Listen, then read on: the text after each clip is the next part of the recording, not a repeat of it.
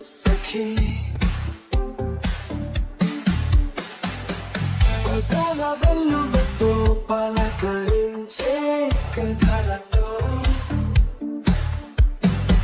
చిగురించే ఆశ నీవే మనసుని తాకగా సఖీ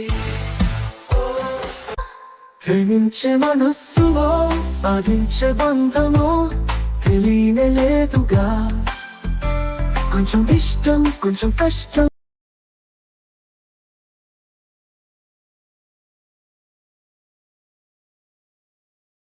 ఎపిసోడ్ 1 ఒక కొత్త ప్రయాణానికి ప్రారంభం. ఈయనే మాధవరావు గారు. ఈయనకి 3 కొడుకులు 4 కూతుళ్ళు. ఈయనంటే ఊర్లో వారికి చాలా గౌరవం. చాలా మంచి మనిషి, వ్యాపారవేత్త. తన చుట్టూ ఉన్నవారికి సహాయం చేస్తూ సలహాలిస్తూ మంచి పేరు సంపాదించుకున్నారు. ఈయమ పేరు కృష్ణవేణి, మాధవరావు గారి భార్య.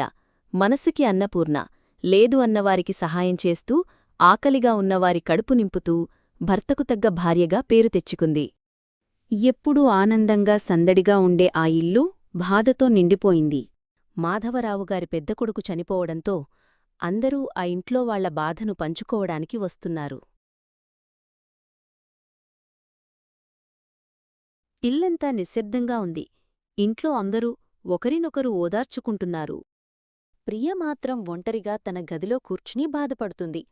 ఆమె కళ్ళు ఏడ్చి ఏడ్చి ఎర్రగా అయ్యాయి. ఎంత ఏడ్చినా ఆమె మనసులో బాధ తీరలేదు. ఆమె మావయ్య పోయిన బాధ ఒకవైపు, తనను ప్రేమగా పెంచిన తన తాత అమ్మమ్మల బాధ చూడలేక తాను మనసు మరింత బాధపడుతుంది. ఏంటి ఇలా ఎలా జరిగింది? ఎప్పుడూ సంతోషంగా ఉండే ఇల్లు ఇలా ఉంటే చూడలేకపోతున్నా. సడన్గా మావయ్యకు అలా జరగడం కళగా ఉంది. ఎప్పుడూ తాతయ్య కళ్ళలో నీళ్లు చూస్తా అనుకోలేదు. ఆయన బాధ చూడలేకపోతున్నా. ఇంకా అమ్మమ్మైతే ఏడ్చి ఏడ్చి ఏమైపోతుందో అనిపిస్తుంది. అందరి బాధను చూడలేకపోతున్నా అని ప్రియా ఏడుస్తూ ఉంది. ఇంతలో ప్రియా డోర్ సౌండ్ అయ్యింది. ప్రియాక్క, ప్రియాక్క, డోర్ ఓపెన్ చెయ్యి. ప్రియా డోర్ ఓపెన్ చేయగా వినీషా గదిలోకి ఎన్వలప్ లెటర్ పట్టుకొని వచ్చి ప్రియాకిచ్చింది. ప్రియక్కా, ప్రియక్కా, ఇదిగో ఈ లెటర్ నీకే వచ్చింది. ఈ లెటర్ మీద నేను అప్లై చేసిన కాలేజ్ లోగో ఉందేంటి? ఇది కాలేజ్ నుంచి వచ్చిన లెటర్ అనుకుంటా అనుకుని ఓపెన్ చేయబోతూ, సరే వినీషా, ఈ లెటర్ రావడం ఎవరైనా చూశారా?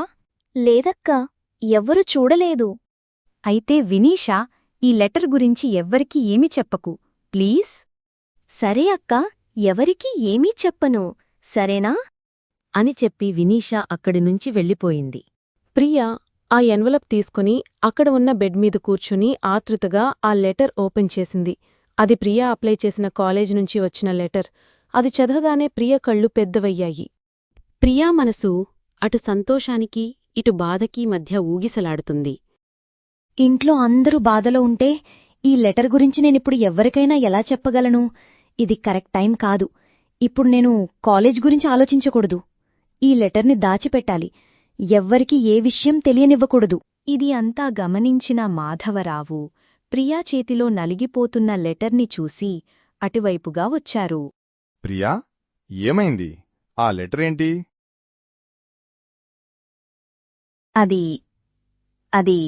అదేం లేదు తాతయ్య. ప్రియా తడబాటును గమనించిన మాధవరావు ఏదో ప్రియా తన నుంచి దాస్తుంది అని గమనించి ప్రియా పక్కన కూర్చున్నారు. ఏమైందిరా?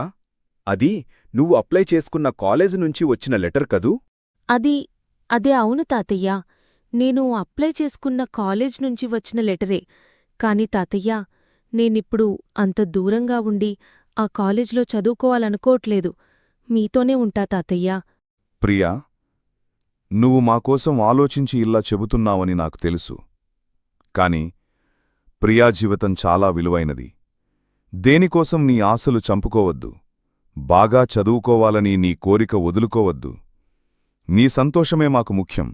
దీనికోసం నువ్వు ఎంత కష్టపడ్డావో మాకు తెలుసు. అది తాతయ్యా. చూడు ప్రియా, పోయినవారు తిరిగి రారు. అలాగే బాధ ఎప్పటికీ తీరేది కాదు. దీని గురించి ఆలోచించుకు. ఆ లెటర్లో ఏముందో చెప్పు. అది సాధ్యమైనంత త్వరగా అడ్మిషన్ ప్రాసెస్ పూర్తి చేయటానికి రమ్మంటున్నారు తాతయ్య. కాని తాతయ్య, మీరంతా బాధలో ఉంటే నేను ఎలా వెళ్ళగలను? అదీకాక నేను ఎప్పుడూ ఒక్కదాన్ని ఎక్కడికీ వెళ్ళలేదు, అది కూడా అంత దూరం. చూడు ప్రియా, ఎవరు ఎప్పుడూ మనతోనే ఉండరు. కొన్నిసార్లు మనకోసం మనమే నిలబడాలి. ఎక్కువ ఆలోచించకు, అన్నీ నేను చూసుకుంటాను. సరే, అయితే త్వరగా ప్రయాణానికి అన్ని సిద్ధం చేసుకో. నువ్వు ఎప్పుడూ ఒంటరిగా ఎక్కడికి వెళ్ళలేదు కాబట్టి నేను నీ ప్రయాణానికి అన్ని ఏర్పాట్లు చేస్తాను. నువ్వు భయపడకు. నువ్వు ఎక్కడ ఉన్నా నీకు మా ఆశీస్సులు ఎప్పుడూ ఉంటాయి. మాధవరావు వెంటనే వరుసకు తనకు అన్న కొడుకైన విశ్వాకు ఫోన్ చేస్తాడు. నేను బాబాయిని మాట్లాడుతున్నాను. మీరంతా ఎలా ఉన్నారు? హలో బాబాయ్, నేనే మీకు ఫోన్ చేద్దామనుకుంటున్నా. ఇంతలో మీరే ఫోన్ చేశారు. జరిగిన విషయం ఎప్పుడే తెలిసింది. అందరికీ చెప్పి బయలుదేరదామనుకుంటున్నాము. ఇలాగా మీరే చేశారు. నేను బాగానే ఉన్నాను విశ్వా. మీరు ఇటు వచ్చే ప్రయత్నం చేయకండి. నేనొక ముఖ్యమైన పనిమీద ఫోన్ చేశా. ప్రియా అక్కడికి కాలేజ్ పనిమీద రేపే చెన్నైకి వస్తుంది. ఈ పరిస్థితులలో మేమెవ్వరం తనతో రాలేము. అందుకు తనని మీరు జాగ్రత్తగా చూసుకుని ఆ కాలేజీ విషయంలో సహాయం చేయండి విశ్వా. తప్పకుండా బాబాయ్. తను ఎప్పుడు వస్తుందో ట్రైన్ డీటెయిల్స్ నాకు పంపించండి. అంత నేను, అన్నయ్య చూసుకుంటాం. మీరు నిశ్చింతగా ఉండండి. సరే విశ్వా, మంచిది. ఉంటాను అని చెప్పి ఫోన్ పెట్టేశారు. ప్రియ ప్రయాణానికి అన్నీ సిద్ధం చేసుకుంటుంది. ప్రియా ట్రైన్లో విండో పక్కన కూర్చొని దీర్ఘాలోచనలో ఉంది. నేను ఎప్పుడూ ఒక్కదాన్ని ఎక్కడికీ వెళ్ళలేదు. ఈ ట్రైన్ నన్ను అన్నిటినుంచి దూరంగా తీసుకొని వెళుతున్నట్టు అనిపిస్తోంది. అమ్మమ్మ నేను బయల్దేరేటప్పుడు జాగ్రత్తగా ఉండు, ఎవ్వర్నీ అక్కడ ఇబ్బంది పెట్టకు అని చెప్పిన మాటలు గుర్తుకు వస్తున్నాయి. అక్కడ అంతా ఎలా ఉంటుందో ఏంటో, ఏదేమైనా వాళ్లు బాధపడేలా ప్రవర్తించకూడదు. ఇంతలో ఉదయ్ ఫోన్ రింగ్ అవుతుంది. ఈరోజు మీటింగ్ 11 AM ఇంకా బోర్డ్ కాల్ 3 PM ఫోకస్డ్గా కంప్లీట్ చేసుకోవాలి. ఇంతలో ఉదయ్ ఫోన్ రింగ్ అవుతుంది. ఫోన్లో ఉదయ్ మేనమామ విక్రమ్ మాట్లాడుతున్నాడు. హలో ఉదయ్, అమ్మమ్మ హెల్త్ బాలేదు. హాస్పిటల్లో అడ్మిట్ చేశాము. సరే, ఈ విషయం అమ్మకి చెప్పారా? ఇంకా లేదు ఉదయ్. సరే, అమ్మతో ఏం డిస్కస్ చేయకండి. నేనిప్పుడు స్టార్ట్ అవుతున్నా.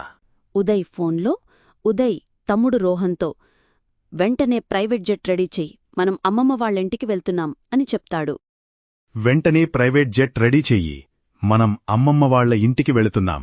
అది అన్నయ్య, మనం ఇంటికి వెళ్ళాలి కదా. మరి అమ్మకేం చెప్పను?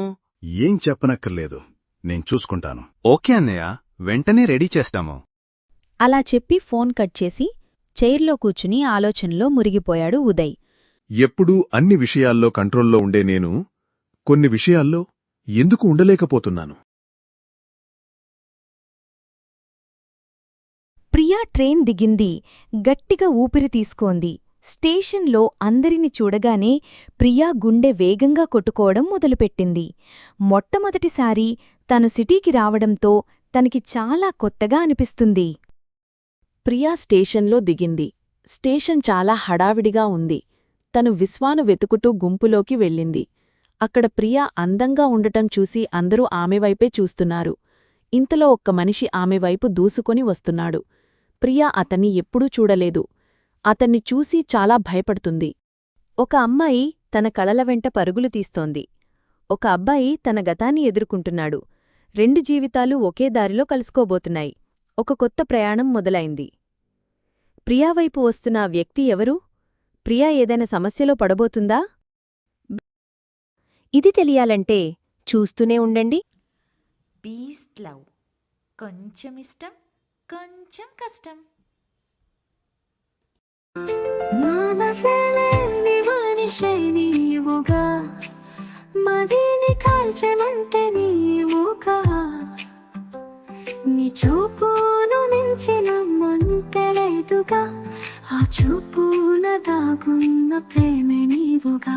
అది నిజమే అయితే నా మనసును గాయం చేయవుగా నీ మనసే నా మనసై నీవే నాయనని తెలిసే వరకు ఈ బాధ తప్పదుగా ఆ మాట నిజమైతే నీ ప్రేమ నిజమైతే నాకు ఈ బాధ లేదుగా ప్రేమించే మనస్సులో బాధించే బంధమో తెలియలేదుగా కొంచెం ఇష్టం కొంచెం కష్టం కొంచెం ఇష్టం కొంచెం కష్టం